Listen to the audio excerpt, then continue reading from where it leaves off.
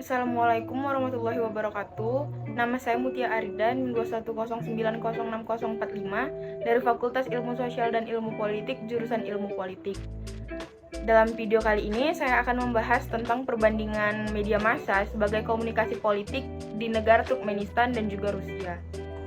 Nah, sebelum masuk ke topik pembahasan, saya akan terlebih dahulu menjelaskan secara singkat apa sih komunikasi politik itu.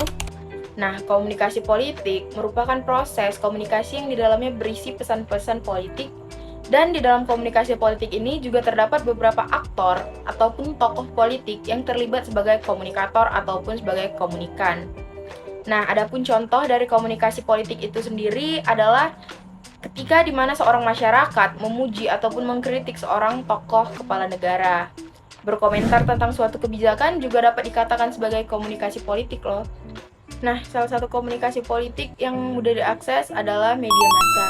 Media massa ini merupakan saluran komunikasi politik yang banyak digunakan untuk berbagai kepentingan hal. Hal tersebut dikarenakan sifat dari media massa yang dapat mengangkat pesan berupa informasi secara masif dan juga menjangkau khalayak ramai. Adapun pesan politik yang disampaikan melalui media massa sangat kuat mempengaruhi perilaku politik masyarakat. Adapun partisipasi aktif warga negara dalam kehidupan politik tidak dapat dipisahkan dari ketersediaan informasi. Dan saluran ataupun media yang paling efektif sebagai penyebaran informasi yaitu media massa. Lalu sebelum masuk ke topik pembahasan, mungkin saya akan terlebih dahulu memberikan penjelasan singkat mengenai kedua negara yang akan saya perbandingkan. Yang pertama yaitu Turkmenistan. Turkmenistan ini terletak di Asia Tenggara dan berbatasan langsung dengan Iran, Afghanistan, Uzbekistan, dan juga Kazakhstan. Adapun sebagian besar wilayah Turkmenistan ini merupakan hamparan gurun pasir. Turkmenistan ini awalnya merupakan bagian dari Uni Soviet. Namun, pada tanggal 27 Oktober 1991, ia memutuskan untuk merdeka dan berpisah dari Uni Soviet.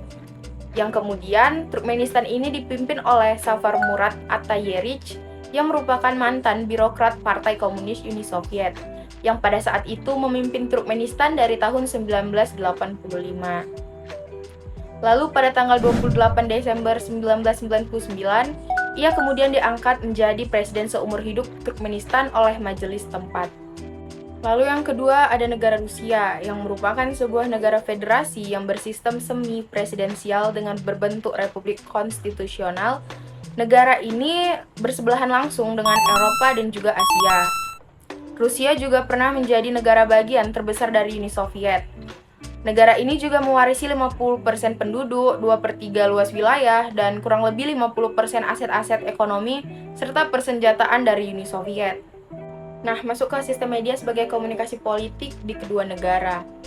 Di Turkmenistan sendiri, media massa merupakan salah satu hal yang paling dikontrol ketat. Pers di Turkmenistan dikendalikan penuh oleh pemerintah, dan pemerintah juga lah yang mendanai hampir seluruh surat kabar yang berada di Turkmenistan. Lalu, adapun kritik terhadap presiden di Turkmenistan juga sangat amat dilarang. Dan adapun kebijakan dari negara itu sendiri yaitu dapat menghilangkan semua media yang tidak official dari negara mereka. Semua penyiaran televisi di negara ini di bawah pusat kendali penyiaran televisi Turkmenistan, yang dimana mereka hanya mengoperasikan 7 saluran televisi nasional. Di Turkmenistan sendiri, saluran TV dari Rusia dan Turki merupakan saluran yang paling populer. Adapun berita yang disiarkan oleh media juga hanya informasi tentang ideologis dari rezim yang sedang berkuasa di negara tersebut. Pendapat ataupun gagasan yang berbeda dari presiden sangat amat dilarang di Turkmenistan dan tidak dapat disiarkan, kecuali kritik itu dilakukan oleh presiden itu sendiri. Lalu ada negara Rusia. Di negara Rusia, semua media massa dioperasikan oleh perusahaan milik negara.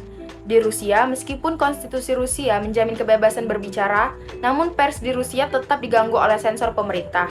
Dan semua berita telah diklasifikasi mana yang boleh ditampilkan dan mana yang tidak boleh ditampilkan oleh pemerintah Rusia.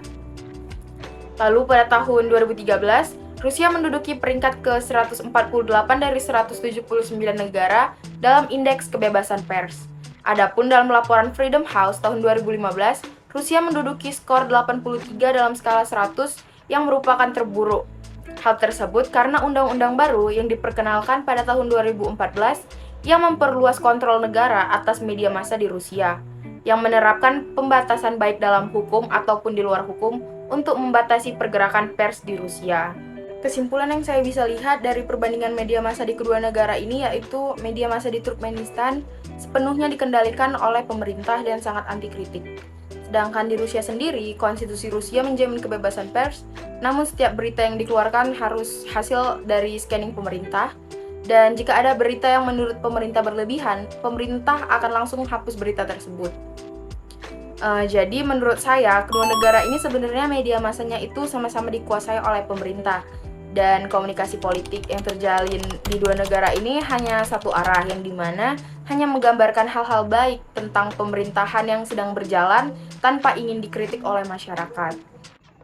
Demikianlah pembahasan saya mengenai perbandingan sistem media massa sebagai komunikasi politik di negara Turkmenistan dan juga Rusia. Lebih kurangnya saya mohon maaf. Wabillahi taufiq wal hidayah. Assalamualaikum warahmatullahi wabarakatuh.